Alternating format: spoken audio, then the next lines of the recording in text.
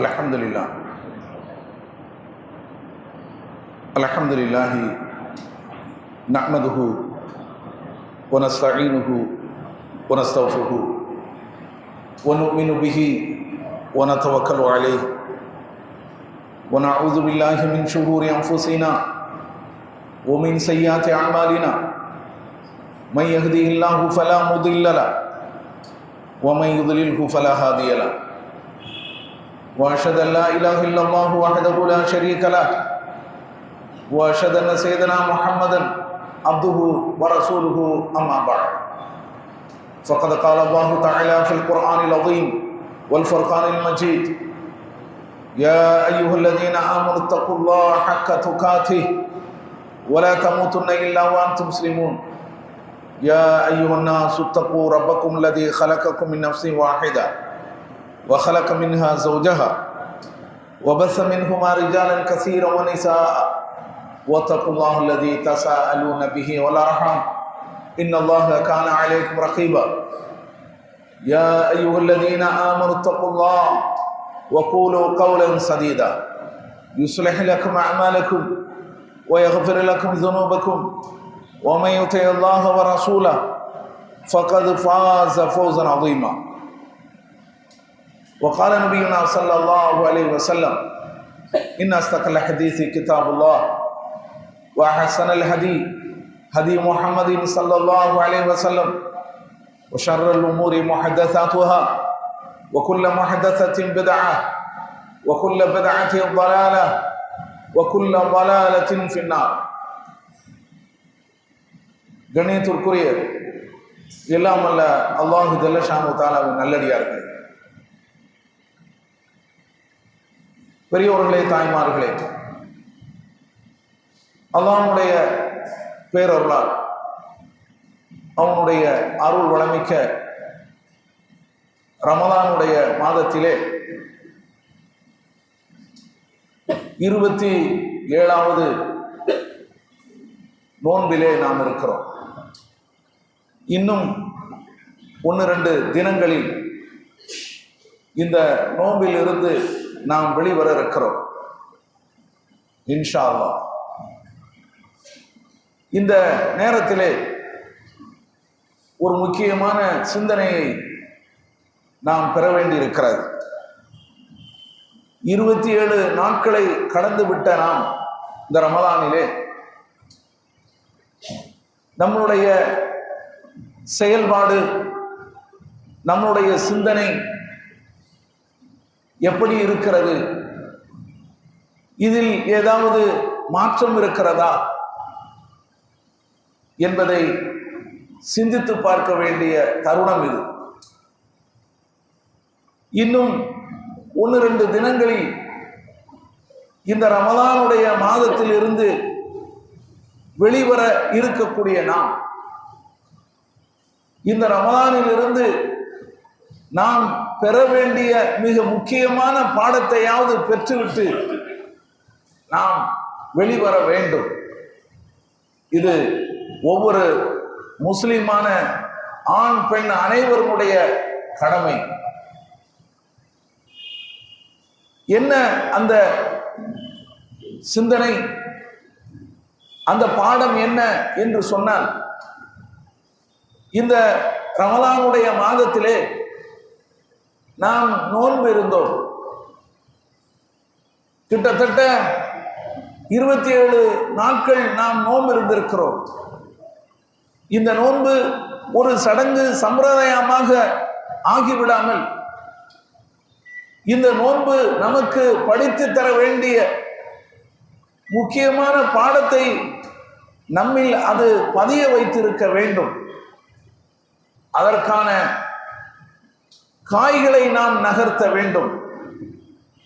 இந்த ரமலானுடைய மாதத்திலே அல்லாஹ் சொல்லிவிட்டான் என்பதற்காக நாம் உண்பதையும் பருகுவதையும் அதெல்லாம் நமக்கு ஆகுமானதாக இருந்தும் கூட நாம் விலக்கி இருக்கிறோம். ஏன் அல்லாஹ் சொல்லியிருக்கிறான் என்பதற்காக. நபிகள் நாயகம் ஸல்லல்லாஹு அலைஹி வஸல்லம் அவர்கள் சொல்லியிருக்கிறார்கள், நோன்பு வைத்துக் கொண்டு யார் பொய்யான பேச்சுக்களில் ஈடுபடுவதை விட்டும், முட்டாள்தனமாக நடந்து கொள்வதை விட்டும், பொய்யான நடவடிக்கைகளை விட்டும் விலகிவிடவில்லையோ அவர் உண்ணாமல் பருகாமல் இருப்பதில் அல்லாஹ்வுக்கு எந்த தேவையும் கிடையாது என்று நபி ஸல்லல்லாஹு அலைஹி வஸல்லம் அவர்களும் சொல்லியிருக்கிறார்கள். நோன்பு வைத்துக் கொண்டு நாம் பக்குவமாக நடக்க வேண்டும், நம்மில் நல்ல குணங்கள் வர வேண்டும், நல்ல அமல்கள் வர வேண்டும், நற்செயல்கள் வர வேண்டும், தீமைகளை நாம் விட்டொழிக்க வேண்டும். இதுதான் நோம்பினுடைய மிக முக்கியமான நோக்கம் என்று நபி ஸல்லல்லாஹு அலைஹி வஸல்லம் அவர்கள் சொல்லியிருக்கிறார்கள். இதனால் நாம் இந்த நிலைக்கு வரவில்லை என்று சொன்னால் நாம் பட்டினி கிடந்தது வேஸ்ட் ஆகிவிடும். அது அல்லாஹ்வுக்கு தேவையில்லாத ஒரு பட்டினி என்றாகிவிடும். அல்லாஹ் நாம் இதை விட்டும் நம்மை காப்பாற்ற வேண்டும். சரி, விஷயத்துக்கு வருவோம். நோன்பு வைத்துக் கொண்டு அல்லாஹ் சொல்லியிருக்கிறான் என்ற ஒரே காரணத்துக்காக, அல்லாஹ்வுடைய தூதர் ஸல்லல்லாஹு அலைஹி வஸல்லம் அவர்கள் சொல்லியிருக்கிறார்கள் என்ற ஒரே காரணத்திற்காக நாம் பல்வேறு விஷயங்களை நாம் தவிர்த்திருக்கிறோம். அல்லாஹ்வுக்கும் அல்லாஹ்வுடைய தூதருக்கும் நாம் கட்டுப்பட்டு நடந்திருக்கிறோம்.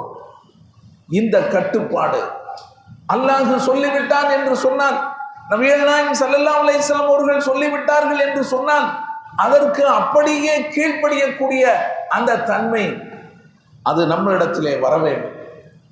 இந்த தன்மையை பெற்றவர்களாகத்தான் இந்த நோம்பில் இருந்து நாம் வெளியேற வேண்டும். யா அய்யுஹல்லதீன ஆமனு அதீஉல்லாஹ வ அதீஉர் ரசூல், நம்பிக்கை கொண்டோரே, அல்லாஹ்வுக்கும் அல்லாஹ்வுடைய தூதருக்கும் நீங்கள் கட்டுப்பட்டு நடங்கள். சூரத்து நிசா 4வது அத்தியாயத்திலே அல்லாஹ் சொல்லி காட்டுகிறான், வ அதீஉல்லாஹ வ ரசூலஹு இன் குன்தும் முஃமினீன், நீங்கள் உண்மையாக மூமின்களாக இருந்தால் அல்லாஹ்வுக்கு கட்டுப்படுங்கள், அவனுடைய தூதருக்கு கட்டுப்படுங்கள். சூரத்துல் அன்ஃபால் 8வது அத்தியாயத்திலே அல்லாஹ் சொல்லி காட்டுகிறார். இந்த வசனங்கள் ஒரு முஸ்லிம் அல்லாஹ்வுக்கும் அவனுடைய தூதருக்கும் கட்டுப்பட்டு நடக்க வேண்டும் என்பதை எடுத்து சொல்கிறார். ஆனால் இதையும் தாண்டி இந்த கட்டுப்பாடு என்பது, அல்லாஹ் ரசூலுக்கு கீழ்ப்படிதல் என்பது, அது எல்லா நிலைகளிலும் இருக்க வேண்டும். ஏதோ நமக்கு சாதகமான விஷயங்கள் வரும்போது கட்டுப்பட்டு நடந்து கொள்ள வேண்டும், நமக்கு பாதகம் என்று வரும்போது அதிலிருந்து ஒதுங்கிக் கொள்ள வேண்டும் என்ற நிலை இருக்கவே கூடாது. அதையும் அல்லாஹ் சொல்லி காட்டுகிறார். எல்லா நிலையிலும், எப்போதும், எந்த நிலையிலும், எந்த சந்தர்ப்பத்திலும், எந்த சூழ்நிலையிலும் அல்லாஹ்வுக்கும் அவருடைய தூதருக்கும் கீழ்ப்படிந்தே அவர்கள் நடக்க வேண்டும். அந்த தன்மை அவர்களிடம் இருக்க வேண்டும் என்று அல்லாஹ் சொல்லி காட்டுகிறார். இப்ராஹிம் அலைஹிஸ்ஸலாத்து வஸ்ஸலாம் அவர்களுடைய தன்மையை பற்றி அல்லாஹ் சொல்லி காட்டும் போது, எந்த இப்ராஹிமுடைய வழியை நீங்கள் பின்பற்றுங்கள் என்று அல்லாஹ் சொல்கிறானோ, ஃபத்தபிஉ மில்லத இப்ராஹிம ஹனீஃபா, இப்ராஹிம் அலைஹிஸ்ஸலாத்து வஸ்ஸலாம் ஷிர்கில் இருந்து விலகி ஏகத்துவத்தில் நின்ற அந்த இப்ராஹிம் அலைஹிஸ்ஸலாத்து வஸ்ஸலாம் அவர்களுடைய வழியை நீங்கள் பின்பற்றுங்கள் என்று அல்லாஹ் நமக்கு உத்தரவு போட்டிருக்கிறார்.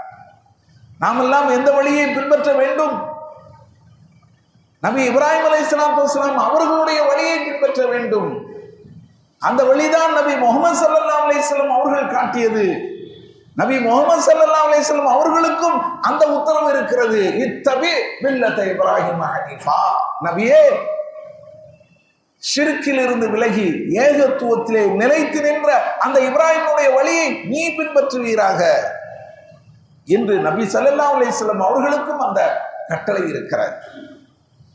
அந்த இப்ராஹிமுடைய தன்மையாக அல்லாஹ் சொல்லி காட்டுகிறார், இன்ன இப்ராஹிம கான உம்மத்தன் கானித்தன் லில்லாஹ், இப்ராஹிம் என்பவர் அவர் ஒரு சமுதாயமாகவும் எப்போதும் எந்த நிலையிலும் அல்லாஹ்வுக்கு கட்டுப்பட்டு நடக்கக்கூடியவராகவும் இருந்திருக்கிறார். அல்லாஹ் சொல்கிறார், இப்ராஹிம் எப்படி இருந்திருக்கிறார்? எந்த நிலையிலும் அல்லாஹ்வுக்கு கட்டுப்படக்கூடியவராக இருந்திருக்கிறார். எந்த சந்தர்ப்பத்திலும் எப்போதும் அல்லாஹ்வுக்கு கீழ்ப்படிந்தவராக இருந்திருக்கிறார் என்று அல்லாஹ் சொல்கிறான். அதற்கு அல்லாஹ் பயன்படுத்திய வார்த்தை கானித்தன் லில்லாஹ். இதற்கு முன்னால் நாம் சொன்னோமே, யா அய்யுஹல்லதீன ஆமனூ அத்தீஉல்லாஹ வ அத்தீஉர் ரசூல், நம்பிக்கையாளர்களே அல்லாஹ்வுக்கு கட்டுப்படுங்கள், அல்லாஹ்வுடைய தூதருக்கும் கட்டுப்படுங்கள் என்று சொல்லும்போது அல்லாஹ் சொன்ன அந்த வார்த்தையை விட இது மேலான வார்த்தை. அப்படி போட்டு அல்லாஹ் சொல்கிறார், இப்ராஹிம் அலைஹிஸ்ஸலாம் அவர்கள் நடந்து கொண்டது போல் நாம் நடக்க வேண்டும். இப்ராஹிமுடைய தன்மை இதுவாக இருந்திருக்கிறது. அவர் ஷிர்கில் இருந்து விலகி ஏகத்துவத்தின் பக்கம் நின்றவராக இருந்திருக்கிறார். ஹனீஃபன் என்று அல்லாஹ் சொல்கிறார். இதுதான் இப்ராஹிம் அலைஹிஸ்ஸலாம் அவர்களுடைய தன்மை. இந்த தன்மையை தான் ஒவ்வொரு முஸ்லிமும், ஆணும் சரி பெண்ணும் சரி, கடைபிடித்தாக வேண்டும் என்று அல்லாஹ் சொல்லி காட்டுகிறார். இன்னொரு வசனத்திலே அல்லாஹ் சொல்கிறான், وَمَا كَانَ لِمُؤْمِنٍ وَلَا مُؤْمِنَةٍ إِذَا قَضَى اللَّهُ وَرَسُولُهُ أَمْرًا, அல்லாஹ்வும் அல்லாஹ்வுடைய தூதரும் ஒரு காரியத்தை முடிவு செய்து விட்டால் அய்யகூன லஹுமுல் ഖിയറതു மின் அம்ரிஹிம், அதிலே சுய விருப்பம் கொள்ளுதல் என்பது மூமினான ஆணுக்கோ பெண்ணுக்கோ கிடையாது என்று சொல்கிறார். அல்லாஹ் ஒன்றை தீர்மானித்து விட்டார், ஒரு வழியை காட்டி விட்டான். அல்லாஹ்வுடைய தூதர் ஒன்றை தீர்மானித்து விட்டார்கள், ஒரு வழியை நமக்கு காட்டி விட்டார்கள் என்று சொன்னால் அதற்கு அப்படியே கீழ்ப்படிந்து நடக்க வேண்டியதுதான் மூமினான ஆணுக்கும் பெண்ணுக்கும் உள்ள கடமை. அதை தாண்டி அதிலே சுய விருப்பம் எடுத்துக் கொள்ளக்கூடாது. இருக்கட்டும், நாம இப்படி போய்க்கிறோம், நபி ஸல்லல்லாஹு அலைஹி வஸல்லம் இப்படி சொல்லி இருக்கிறாங்க, இருக்கட்டுமே, இப்போ என்ன குடிமொழி போச்சு, நம்ம இப்படி போய்க்கிறோம். இன்னும் ஊர் உலகத்துல யாரும் செய்யலையா? அவங்கெல்லாம் என்ன இஸ்லாத்தை விட்டு வெளியே போயிட்டாங்களா? நாம இப்படி நடந்துக்கிடுவோம் என்று நாம் சுய விருப்பம் கொள்கிறோமே. என்ன இப்படி எல்லாம் போறீங்க, இப்படி எல்லாம் உங்க விவகாரத்தை நடத்துறீங்க, என்ன இப்ப என்ன இல்ல, இது சுன்னத்தின் பிரகாரம் இல்லையே, அல்லாஹ் ரசூல் காட்டியதாக இல்லையே, இருக்கட்டுமே, இதுல இப்படித்தான் என்னால நடக்க முடியும், என்னுடைய குடும்பத்தை தாண்டி நான் வேறு விதமாக நடந்து கொள்ள முடியாது, என்னுடைய சொந்த பந்தங்களை தாண்டி நான் வேறு மாதிரி நடக்க முடியாது, என்னுடைய சூழ்நிலை உனக்கு வந்தால் தெரியும் என்று சுய விருப்பம் கொள்ளுதல் என்பது எந்த மூமினான ஆணுக்கும் பெண்ணுக்கும் கிடையாது என்று அல்லாஹ் சொல்கிறான். அதே போல இன்னொன்றையும் அல்லாஹ் சொல்கிறான், ஒமை யஅஸில்லாஹ வ ரசூலா, யார் அல்லாஹ்வுக்கும் அவனுடைய தூதருக்கும் மாறு செய்கிறார்களோ ஃபக்கது வல்ல பலாலன் முபீனா, அவர் தெளிவான வழிகேட்டிலே வீழ்ந்து விட்டார். இப்படி ஆளுக்கு ஒரு பக்கத்துல சுய விருப்பம் கொண்டு நான் இப்படித்தான் நடந்து கொள்வேன் என்று அல்லாஹ்வுடைய தூதருடைய வழியை புறந்தள்ளி விட்டு நடந்து கொண்டால் அவர் தெளிவான வழிகேட்டிலே வீழ்ந்து விட்டார் என்று அல்லாஹ் சொல்லி காட்டுகிறார். எனவே இந்த வசனம் நாம் அல்லாஹ்வுக்கு எந்த நிலையிலும் கீழ்ப்பட்டு நடக்க வேண்டும் என்பதை சொல்லி காட்டுகிறார். ஏன்னா அதுக்கு அதான் அர்த்தம். சுய விருப்பம் கொள்ளக்கூடாது என்று சொன்னால் என்ன பொருள்? அப்படிப்பட்ட ஒரு நிலைமை வரும்போதும் கூட உன்னுடைய விருப்பத்துக்கு நீ மாறாகத்தான் நடக்க வேண்டும். அல்லாஹும் அல்லாஹ்வுடைய தூதரும் என்ன சொல்லி இருக்கிறார்களோ அதன் பிரகாரம் தான் நீங்கள் நடந்து கொள்ள வேண்டும் என்று அல்லாஹ் இந்த வசனத்தின் மூலம் அந்த கானித்தன் லில்லாஹ், அல்லாஹ்வுக்கு எப்போதும் கட்டுப்படக்கூடியவராக இப்ராஹிம் இருந்தார் என்று சொன்னானே, அதுதைத்தான் இங்கும் அல்லாஹ் சொல்லி காட்டுகிறார். நபிகள் நாயகம் ஸல்லல்லாஹு அலைஹி வஸல்லம் அவர்களுடைய வாழ்விலே ஒரு சம்பவம் நடந்து, அவங்களுடைய காலத்தில் ஜுபைர் ரலியல்லாஹு அன்ஹு அவர்களுக்கும், ஜுபைர் நபிகள் நாயகம் ஸல்லல்லாஹு அலைஹி வஸல்லம் அவருடைய உறவுக்காரர், இன்னொரு அன்சாரி தோழருக்கும் இடையில ஒரு பிரச்சனை நடக்குது. என்ன பிரச்சனை? அந்த அன்சாரி தோழர் அவரும் சாதாரண ஆளு கிடையாது. ஜுபைர் நபிகள் நாயகத்துடைய உறவுக்காரன்னு சொல்லிட்டாங்க. இந்த அன்சாரி தோழரும் அவர் என்னமோ தூர போனவர் அப்படின்னு சொல்ல முடியாது. ஷஹிதல் பத்ர, கது ஷஹித பத்ரன், பத்ர் போரில் கலந்து கொண்டவர். பத்ர் போரில் கலந்து கொண்டவரை பற்றி நபிகள் நாயகம் ஸல்லல்லாஹு அலைஹி வஸல்லம் என்ன சொல்லியிருக்காங்க தெரியுமா? அவங்க எல்லாருக்கும் அட்வான்ஸ் மன்னிப்பு கொடுக்கப்பட்டிருக்கிறது. இஃபஅலு மா ஷி'தும், நீங்கள் என்ன வேண்டுமானாலும் செய்யுங்கள், ஒரு வகத் கஃபர்து லக்கும், நான் உங்களை மன்னித்து விட்டேன் என்று அல்லாஹ் பத்ர் போரில் கலந்து கொண்டவர்களை பற்றி சிலாகித்து சொல்லியிருக்கிறார். நபிகள் நாயகம் ஸல்லல்லாஹு அலைஹி வஸல்லம் அவர்கள் அப்படி சொல்றாங்க. அல்லாஹ்வே இப்படி சொல்லிட்டான் பத்ர் போர்களை பற்றி. அதனால அவர் சாதாரண ஒரு சஹாபி அல்ல, அவர் ஒரு சிறந்த சஹாபி. இந்த ரெண்டு பேருக்கு இடையில ஒரு பிரச்சனை நடக்குது. என்ன பிரச்சனை? ஒரு ஓடையில தண்ணி வந்து கொண்டு இருக்கிறது. அந்த ஓடைக்கு பக்கத்துல இவங்களுடைய ரெண்டு பேருடைய நிலம் இருக்கிறது, விவசாய நிலம். முதல்ல ஜுபைர் ரலியல்லாஹு அன்ஹு அவர்களுடைய நிலம் இருக்கிறது, அடுத்து இந்த அன்சாரி தோழருடைய நிலம் இருக்கிறது. அந்த ஓடையிலிருந்து வரக்கூடிய தண்ணீரை முதல்ல என்ன செய்யறாரு? ஜுபைர் பயன்படுத்துறார். வாய்க்காலை வெட்டி தண்ணீரை உள்ள இழுக்கிறார். இவர் பயன்படுத்திய பிறகுதான் அவருக்கு கிடைக்கும். அவருக்கு இதுல ஒரு வருத்தம் ஏற்படுகிறது. என்ன, நானும் பக்கத்தில் இருக்கிறேன் அல்லவா, என்ன அவர் கவனிக்க மாட்டேங்கிறாரு, அவர் எல்லாத்தையும் தண்ணியை எடுத்த பிறகுதானே எனக்கு தாரார் அப்படின்னு சொல்லி அவருக்கு ஒரு சிந்தனை போகிறது. இந்த வழக்கை இவர் தான் நபிகள் நாயகம் ஸல்லல்லாஹு அலைஹி வஸல்லம் அவர்களிடத்தில் கொண்டு வரார். அல்லாஹ்வுடைய தூதரே, இப்படி ஜுபைர் நடந்து கொள்கிறார், என்னன்னு நீங்க கேளுங்க அப்படின்னு சொல்லி சொல்றார். நபிகள் நாயகம் ஸல்லல்லாஹு அலைஹி வஸல்லம் அவர்கள் ஜுபைரை கூப்பிட்டு விவகாரத்தை கேட்கிறாங்க. ஜுபைர் ரலியல்லாஹு அன்ஹு அவர்களும் அதை சொல்றாங்க. உடனே நபிகள் நாயகம் ஸல்லல்லாஹு அலைஹி வஸல்லம் அவர்கள் ஜுபைரை பார்த்து சொல்றாங்க, ஜுபைரே, நீ உனக்கு வரக்கூடிய தண்ணீரை நல்ல முறையில் உன்னுடைய விவசாய நிலத்துக்கு நீ எடுத்துக்கொள். அதன் பிறகு உன்னுடைய அண்டை வீட்டுக்காரரான உனக்கு பக்கத்தில் இருக்கக்கூடிய அந்த நிலத்துக்காரருக்கு நீ கொடு. வரப்பு வர்ற வரைக்கும் நீ என்ன செய், அதாவது நீ நல்ல முறையில் எடுத்துக்கோ அப்படின்னு சொல்றாங்க. முதல்ல என்ன சொல்றாங்க? நீ எடுத்துக்க, முதல்ல நீ பயன்படுத்திக்க, அதுக்கு பிறகு அவர்கிட்ட கொடு என்று நபிகள் நாயகம் ஸல்லல்லாஹு அலைஹி வஸல்லம் அவர்கள் சொல்லி காட்டுறாங்க. உடனே இஸ்கியா ஜுபைர் சும்மா அரசியலா ஜாரிக், நபி ஸல்லல்லாஹு அலைஹி வஸல்லம் சொன்ன அந்த வார்த்தை அப்படித்தான். முதல்ல நீ பயன்படுத்திக்கோ, அதுக்கு பிறகு உனக்கு பக்கத்து வீட்டு உனது பக்கத்தில் உள்ள நிலத்துக்காருக்கு கொடு என்று சொல்றாங்க. உடனே அந்த அன்சாரி தோழருக்கு கோபம் வந்து விட்டார். அல்லாஹ்வுடைய தூதரே, உங்களுடைய மாமி மகன் என்பதற்காகவா இப்படி ஒரு தீர்ப்பை சொல்கிறீர்கள் அப்படின்னு சொல்லி போட்டார். எப்படி இருக்கும் நபி ஸல்லல்லாஹு அலைஹி வஸல்லம் அவர்களுக்கு? அவர்களுடைய முகம் மாறிவிட்டது. உடனே ஜுபைரை கூப்பிடுறாங்க. ஜுபைரே, முதல்ல உனக்கு வரக்கூடிய தண்ணீரை உன்னுடைய வரப்பு மேல வர்ற வரைக்கும், உன்னுடைய வரப்புக்கு மேல வர்ற வரைக்கும் நீ என்ன செய், தண்ணீரை நல்ல செழிப்பாக பயன்படுத்து. அதுக்கு பிறகு என்ன செய், அவருக்கு கொடு அப்படின்னு சொல்லி என்ன செய்யறாங்க, தீர்ப்புல கொஞ்சம் அழுத்தம் கொடுக்குறாங்க. முதல்ல சொன்ன தீர்ப்பை சற்று அழுத்தம் கொடுத்து என்ன செய்யறாங்க சொல்றாங்க. அப்ப அவர் சொல்லி காட்டுறாரு, இந்த விஷயத்துல தான் இந்த வசனம் எனக்கு இறங்குகிறது. ஜுபைர் ரலியல்லாஹு அன்ஹு அவங்க சொல்லி காட்டுறாங்க, எங்க இருவருடைய விவகாரத்தில் தான் இந்த வசனம் இறங்கியது அப்படின்னு சொல்லி அந்த வசனத்தை சொல்லி காட்டுறாங்க. என்ன வசனம்? ஃபலா வ ரப்பிக லா யுமினூன ஹத்தா யுஹக்கிமுக ஃபீமா ஷஜர பைனஹும் ثم لا يجدوا في انفسهم حرجا مما قضيت ويسلموا تسليما.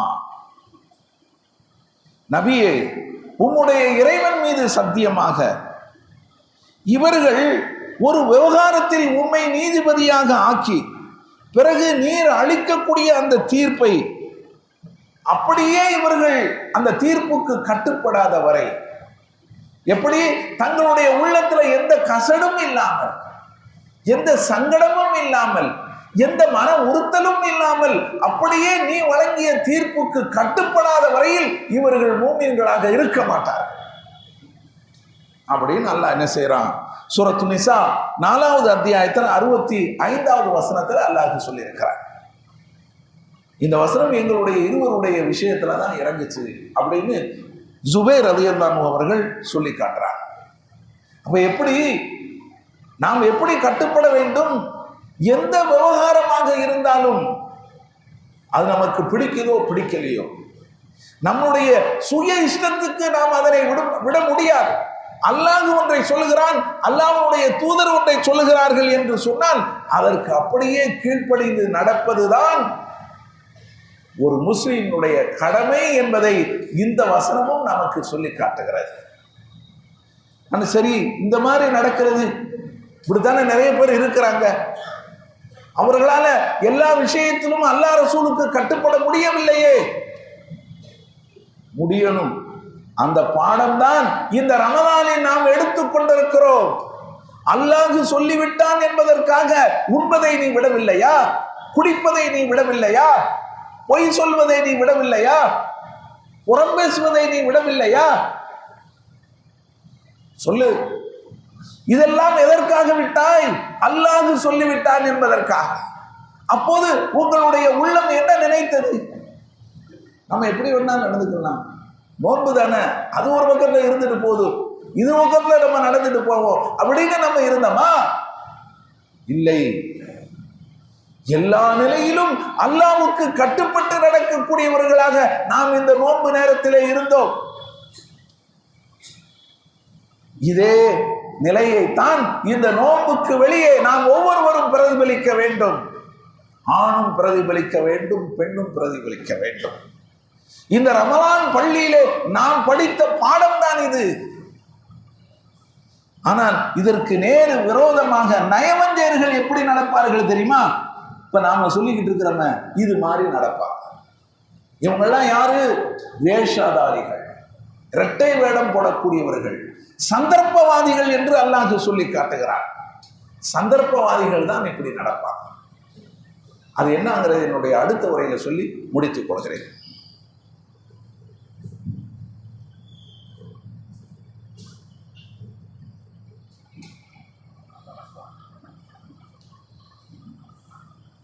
அல்ஹம்துலில்லாஹ் அல்ஹம்துலில்லாஹி ரப்பில் ஆலமீன் வஸ்ஸலாத்து வஸ்ஸலாமு அலா ரசூலில் அமீன் நபீனா முஹம்மத் வ அலா ஆலிஹி வ ஸஹ்பிஹி அஜ்மஈன்.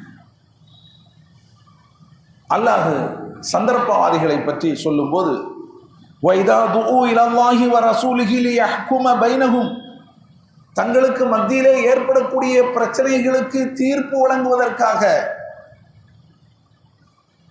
தங்களுக்கிடையே ஏற்படக்கூடிய பிரச்சனைகளுக்கு தீர்ப்பு வழங்குவதற்காக குர்ஆன் அடிப்படையில், ஹதீஸின் அடிப்படையில், அல்லாஹ் இறக்கி வைத்த அந்த சட்டத்தின் அடிப்படையில் தீர்ப்பு வழங்குவது. இது கோர்ட்டில் உட்கார்ந்து கொண்டு குற்றவியல் விவகாரங்களுக்கு தீர்ப்பு வழங்குறது அல்லாஹ் இங்க சொல்லலை. ஒருத்தன் அடிச்சுட்டான், ஒருத்தன் பிடிச்சிட்டான், ஒருத்தன் கொலை செஞ்சுட்டான், ஒருத்தன் திருடிட்டான், உட்கார்ந்துக்கிட்டு தீர்ப்பு வழங்குறத பற்றி அல்லாஹ் சொல்லலை. தங்களுக்கிடையே ஏற்படக்கூடிய பிரச்சனைகள் மார்க்க சம்பந்தமான காரியங்கள், மார்க்க விவகாரங்கள், இது பற்றி தீர்ப்பு வழங்குவதற்காக அவர்கள் அல்லாஹ்வின் பக்கமும் அல்லாஹ்வுடைய தூதரின் பக்கமும் அழைக்கப்பட்டால், வாங்க அல்லாஹ் சொல்ற மாதிரி நம்ம தீர்த்துக்கிடுவோம், அல்லாஹ்வுடைய தூதர் சொல்ற மாதிரி தீர்த்துக்கிடுவோம். பிரச்சனை என்ன? இதுதானே. இதை எப்படி நடத்துறது? இந்த கல்யாணத்தை எப்படி நடத்துறது? இந்த நிகழ்ச்சியை எப்படி நடத்துறது? இந்த விவகாரத்தை எப்படி நடத்துவது? இதுல நாம எப்படி நடந்து கொள்வது? எல்லாத்தையும் நம்ம பேசுவோம். அல்லாஹ் என்ன சொல்லி இருக்கிறான், அல்லாஹ்வுடைய தூதர் என்ன சொல்லி இருக்கிறார்கள் என்று பேசுவோம். வா அப்படின்னு சொல்லி அவர்களை அழைக்கப்பட்டால், இதா ஃபரீக்கும் மின்ஹும் முஅரிதூன், அவர்களில் ஒரு பிரிவினர் புறக்கணித்து ஓடி விடுகிறார்கள். அதெல்லாம் தேவை கிடையாது, அப்படின்னா அதுக்கு ஒன்றும் அவசியம் ஒன்றும் கிடையாது என்று ஓடி விடுகிறார். இவர்கள் யார்? சந்தர்ப்பவாதிகளை பற்றி அல்லாஹ் சொல்கிறான். வையகுல்லஹுமுல் ஹக், சத்தியம் அவர்களுக்கு சாதகமாக இருந்தால் யஅது இலைஹி முத்இனீன், கீழ்ப்படிந்தவர்களாக வந்து விடுகிறார்கள். இது கட்டுப்படுவோமே, ஒன்றும் பிரச்சனை இல்லையே, ஏன்னா அவங்களுக்கு அது சாதகமா இருக்கு. அதை அவங்க எடுத்து நடப்பதனால எந்த பிரச்சனையும் கிடையாது. குடும்பத்துக்காரங்க யாரும் வரமாட்டாங்க, போர்க்கொடி தூக்க மாட்டாங்க, அவருக்கு எந்த பிரச்சனையும் கிடையாது. அவருடைய தொழிலுக்கோ அவருடைய என்ன விஷயத்துக்கோ எந்த பிரச்சனையும் கிடையாது என்றால் அவர்கள் கீழ்ப்படிந்தவர்களாக வந்து விடுவார்கள்.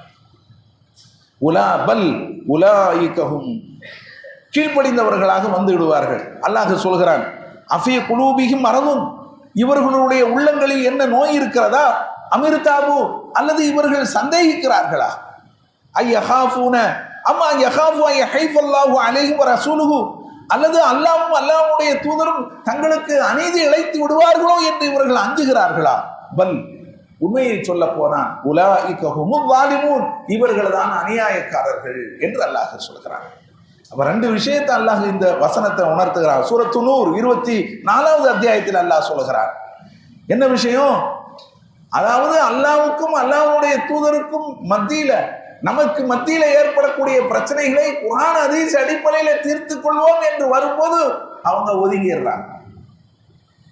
ஆனா ஒரு விஷயத்துக்கு மட்டும் வருறாங்க. என்ன? அது அவங்களுக்கு சாதகமான விஷயம் என்று சொன்னால் வந்துருவாங்க. இது சந்தர்ப்பவாதிகளுடைய குணம் என்று அல்லாஹ் சொல்கிறான். அதே போல நபிகள் நாயகம் ஸல்லல்லாஹு அலைஹி வஸல்லம் அவர்கள் இத்தகையவர்களை பற்றி அல்லாஹ் சொல்லி காட்டும் போது, மஸலுல் முனாஃபிகி கமஸலி ஷாத்தில் ஆயிரத்தி பைனல் கனமை, இந்த நயவஞ்சர்கள் சந்தர்ப்பவாதிகளுக்கு உதாரணம் என்ன தெரியுமா? 2 ஆட்டு கிடாய்களுக்கு மத்தியில புணரக்கூடிய ஒரு ஆட்டை போல அப்படிங்கிறாங்க. மோசமான ஒரு உதாரணத்தை சொல்லி காட்டுறாங்க. அது ஒரு நேரம் ஒரு ஆட்டின் மீது புணரும், இன்னொரு நேரம் இன்னொரு ஆட்டின் மீது புணரும். இதுதான் நயவஞ்சர்களுடைய குணம், சந்தர்ப்பவாதிகளுடைய குணம் என்று நபி ஸல்லல்லாஹு அலைஹி வஸல்லம் அவர்கள் சொன்ன இந்த செய்தி சஹீஹ் முஸ்லிம்ல பதிவு செய்யப்பட்டிருக்கிறார். மோசமான ஒரு உதாரணம். அது அப்படி இப்படி போய்க்கிடுவாங்க. அவங்க அப்படித்தான். சத்தியம் எது? அதில் நிற்க மாட்டாங்க. இப்படி போய்க்கிடுவாங்க, அப்படி போய்க்கிடுவாங்க. எனவே இது போன்ற நிலையில் இருந்து நாம் மீண்டு எந்த நிலையிலும் அல்லாஹ்வுக்கு கீழ்ப்படியக்கூடியவர்களாக நாம் இருக்க வேண்டும். அந்த பாடத்தை பெற்றவர்களாக நாம் இந்த ரமலானில் இருந்து வெளியேற வேண்டும். இன்னும் 2 அல்லது 3 தினங்கள் இருக்கின்றன. இப்ப என்ன செய்யணும்? நாம் நம்மை சீர்படுத்திக் கொள்ள வேண்டும், சரிபடுத்திக் கொள்ள வேண்டும். இந்த ரமலான் முடிவதற்குள் நாம் ஒரு சங்கல்பத்தை எடுத்துக்கொள்ள வேண்டும். நாம் அல்லாஹ்வுக்கு கட்டுப்பட வேண்டும், அல்லாஹ்வுடைய தூதருக்கு கட்டுப்பட வேண்டும்.